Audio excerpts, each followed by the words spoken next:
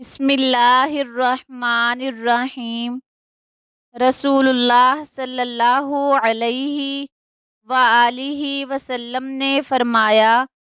جو شخص جمعہ کے دن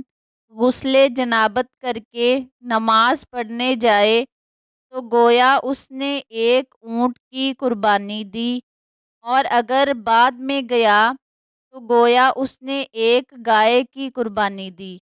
اور تیسرے نمبر پر گیا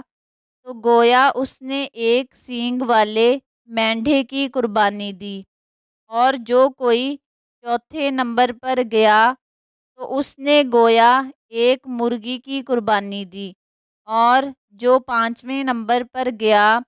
اس نے گویا انڈا اللہ کی راہ میں دیا۔ لیکن جب امام خطبہ کے لیے باہر آ جاتا ہے تو فرشتے خطبہ سننے میں مشغول ہو جاتے ہیں۔